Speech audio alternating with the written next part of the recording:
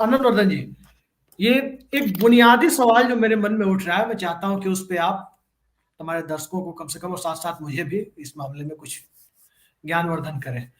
वो ये है कि व्यक्ति पूजा की जो बात होती है, उस व्यक्ति पूजा से इतर हट करके 91 से लेकर 2009 तक के बीच के 6 लोकसभा चुनाव को हम देखते हैं, जिसमें व्यक्ति पूजा का बहुत महत्व नहीं था।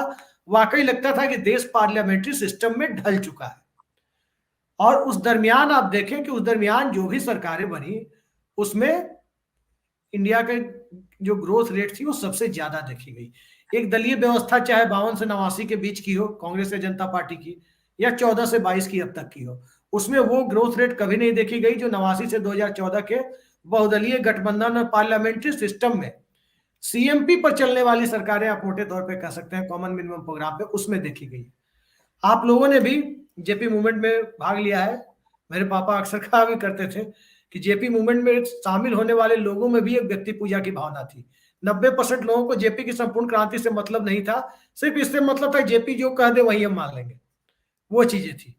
तो क्या आपको लगता है कि इस व्यवस्था में जब डेमोक्रेटिक रिफॉर्म और डेमोक्रेटिक जागरूकता की जरूरत ज्यादा है, उस दौर में आर्थिक जागरूकता को लेकर के कांग्रेस पार्टी का जो फोकस है, चाहे वो अभिजीत बनर्जी के साथ संवाद हो या रघुराम राजन के साथ संवाद हो, वो कहीं बहुत ज्यादा व्यवहारिक मुझे नहीं लग रहा है। आपको क्या लगता है? देखिए, मैं जो आपने बातें उठाई, मैं दो बातें बहुत, आप डेमोक्रेटिक रिफॉर्म्स की और डेमोक्रेसी की अगर बात कर रहे हैं या पुराने बात कर रहे हैं, 2009 2009 नहीं, 2014 से पहले, 2009 में फिर से कांग्रेस वापस आ गई थी, इसमें कोई दो राय नहीं। 2014 के बाद कुछ दिक्कतें हो गई हैं देश में, और वो मैं इसलिए दिक्कतें कह रहा हूं कि जो डेमोक्रेसी का हम लोग क्या मतलब समझते थे, हम और आप, भाई जो व्यक्ति मंत्री बनता है या एमपी बनता है, वो देश का सबसे, वो अगर मान लीजिए डिफेंस वाला बना तो सबसे तेज बंदूक थोड़ी चलाने लगता है, उसको सबसे तेज गोलाबारी थोड़ी चलानी आती है। लेकिन वो उस एक आम आदमी को देश की सुरक्षा कैसे होनी चाहिए, वो उस लार्जर कंटेक्स्ट को लेके आता है। एग्रीकल्चर मंत्री जो बनता है, वो सबसे ज्यादा अनाज नहीं पैदा करता है, लेकिन उसको वो जिस समाज से चुन के आ रहा होता है, उसको उसकी उसकी दिक्कत पता होती है कि रात में अगर खाना नहीं होता है तो उसकी समस्या क्या है। अगर आप, मैं ये बात इसलिए कह रहा हूं कि ये रोल ही फर्क था। हमारे यहाँ क्या होने लगा, अच्छा ये जो जो नौकरशाह लोग हैं, ये आपको बताएंगे कि कैसे करना, ये कैसे करना है, ये इनका काम था। क्या करना है ये मंत्री और ये चुना हुआ प्रतिनिधि बताएगा। ये बिल्कुल क्लियर कट दो डिवीजन थे। क्योंकि आपके यहाँ चर्चा में थोड़ी आसानी ये रहती है कि अपनी बात, मैं एक व्यक्तिगत उदाहरण दे दूं।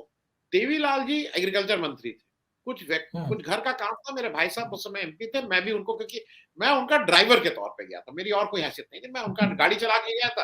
अब भाई को तो गाड़ी की तरह बाहर बिठा नहीं सकते, तो तुम भी चलो अंदर, तुम भी चले गए। अपनी कंस्टिट्यूंसी का उनका कुछ एग्रीकल्चर मंत्रालय में कुछ काम था, ये था कि कुछ करना था, उन्होंने उसको दिया, उन्होंने कहा नहीं नहीं तो हो जाएगा, ठीक है देवीलाल जी, वो मंत्री 89 की बात मैं कर रहा हूँ, 89-90, वो आ गए, 1 महीना तक कुछ हुआ नहीं। ये फिर पहुंचे, इन्होंने कहा अरे भाई वो तो मतलब 5 दिन का, ये तुमने मतलब आपने तो कहा था 2-4 दिन में हो जाएगा, ये तो 1 महीना हो गया, नहीं हुआ। तो अच्छा, उन्होंने कहा तू रुक, तो उन्होंने वहीं बिठा लिया। वो आधे पौन घंटे में जो भी वो सज्जन थे वो बुलाए गए, वो सेक्रेटरी साहब, तो सेक्रेटरी साहब फाइल लेके आए और उन्होंने बताया कि इन कारणों से ये काम नहीं हो सकता। उन्होंने कहा एक चीज बात सुन, मैं कह रहा हूं मंत्री, मैं क्या नहीं हो रहा, मुझसे दस्तखत करा, कैसे करना है ये तेरा काम, मेरा काम ये नहीं है कैसे करना है, जो तेरी दिक्कत है मुझसे दस्तखत करा, मैं दस्तखत कर रहा हूं, मैं निर्णय ले रहा हूं ना। दिक्कत क्या हो गई है, जब तक ये मंत्री के पास आम आदमी से चुना हुआ नहीं आएगा और मैं ये बिल्कुल केवल जिसने राज्यसभा का मुंह देखा हो, जिसने इलेक्शन से कोई मतलब ही नहीं रहा हो, वो कभी राज्यसभा की बात कर रहे हैं। मैं आपको बताता हूं, मेरे सांसद कृषि मंत्री थे, मैं नाम नहीं लूंगा उनका नाम, कैबिनेट मंत्री के तौर पर उनका नाम सुनते ही लोगों की हंसी छूट जाती है। मोदी जी के पिछले कैबिनेट में कृषि मंत्री थे। उनको यूपी कैडर की एक बेहद चर्चित महिला आईएएस अधिकारी ओएसडी के तौर पर दी गई थी, और कहा जाता था कि वो ओएसडी और उन मंत्री महोदय की हैसियत ये थे कि मंत्री महोदय उनके सामने एक तरह से दुम हिलाने वाली भूमिका में दिखते थे। जी, नहीं, यहाँ पे भी बांधा गया है, यहाँ पे भी बांधा गया है, हर जगह एक आपने बांध दिया है। मैं अब जो लार्जर क्वेश्चन पे फिर से आ जा रहा हूँ। देखिए, एक चीज ये समझने वाली बात होगी, जो आपने कहा कि कांग्रेस और वो ये आज आज आज जो जो जो दो चीजें, और मुझे देख के वो दुख होता है, दो संस्थाओं के ऊपर जिस तरह से कुठाराघात किया, जिस तरह से अटैक किया जा रहा है। किरण रिजिजू साहब इस देश के कानून मंत्री, कल वो बयान संसद में दे रहा है, उसमें कोई रिएक्शन नहीं आ रहा है किसी पार्टी का, इंक्लूडिंग कांग्रेस।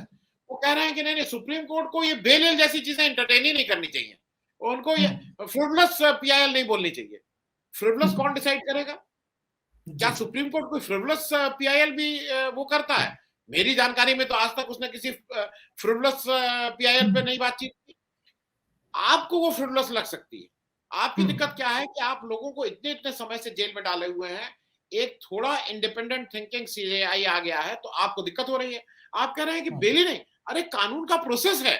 और ये सुप्रीम कोर्ट ने 15-20 दिन पहले अपने ऑब्जर्वेशन में कहा कि ट्रायल कोर्ट्स को बेल देनी चाहिए। जिस देश में 5.5 लाख लोग इस समय जेल में बंद हैं, उसमें 80%, 75-80% के लोग अंडर ट्रायल है जी, 4.5 लाख से ज्यादा लोग। हाँ, उसमें इस देश का कानून मंत्री कह रहा है कि नहीं नहीं, यहाँ ये इस देश में कोई चर्चा ही नहीं। Bail is not an exception, jail is an exception, bail is general rule. ये बेसिक अगर नहीं समझ में आ रही हो, कानून मंत्री बना बैठा है। आपने 2 दिन में देखा कि किस तरह से presiding officer of the house, चाहे वो लोकसभा हो चाहे वो राज्यसभा हो, कैसे वो रोकने की कोशिश कर रहे हैं। आपने उस दिन देखा जो वो कांग्रेस के मलकानगिरी से वो जो एमपी साहब थे, जो मोदी जी का चीफ मिनिस्टरशिप वाला बात कर रहे थे कि जब चीफ मिनिस्टर थे तो मोदी जी ने कहा था कि रुपया आईसीयू में चला गया था। नहीं नहीं, आप उनका अरे भाई क्यों नहीं नाम ले? एक चीफ मिनिस्टर ने कहा था, वो कोई गाली गलौज नहीं कर रहे हैं, नहीं उसको रोक रहे थे ओम बिरला साहब बार बार उसको करके।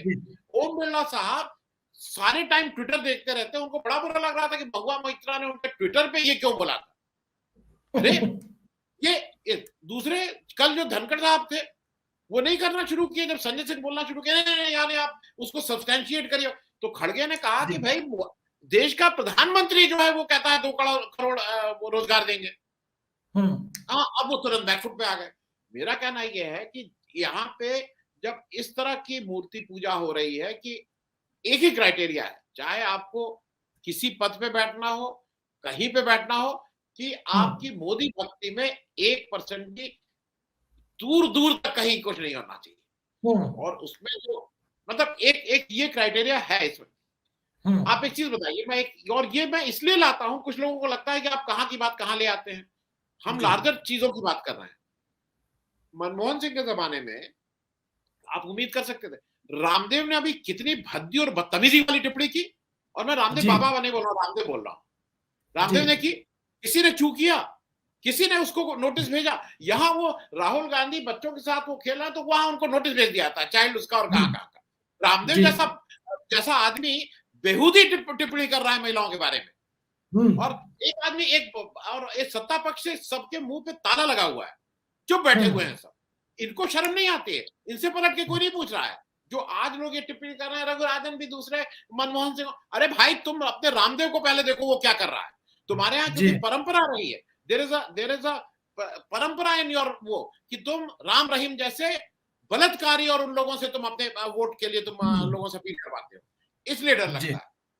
मेरा कहना यह है कि अगर आपकी क्राइटेरिया ही ये है कि आज कांग्रेस अपने पुण्य से कहीं नहीं जीत रही है, कांग्रेस इनके पाप से जीत रही है, लोग मन भर नहीं, आप हिमाचल प्रदेश में देख लीजिए, लोगों को बहुत बुरा लगता है कि आप तो कहते हैं कि नहीं ये कोई बात नहीं हुई, जब कांग्रेस जीतती है तो आप कहते हैं कांग्रेस नहीं जीती, जब भाजपा जीतती तो, अरे भाई कांग्रेस ने, इनका पाप इतना बढ़ गया है इसलिए हिमाचल प्रदेश में जीत गई।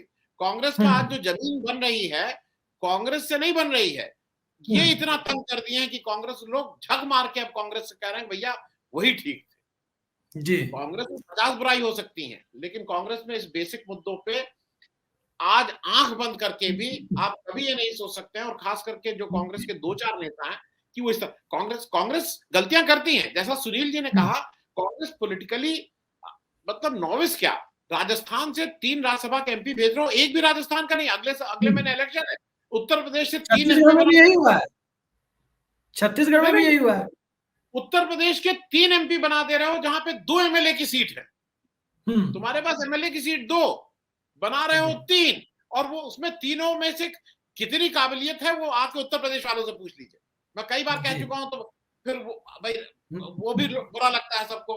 तो लठ इधर से भी खाइए, लठ इधर से भी खाइए, वो तो ठीक है, लेकिन तीनों लोगों की काबिलियत जरा जान लीजिए कि उनकी काबिलियत पॉलिटिकली ज्यादा है कि बाकी जगहों पे ज्यादा।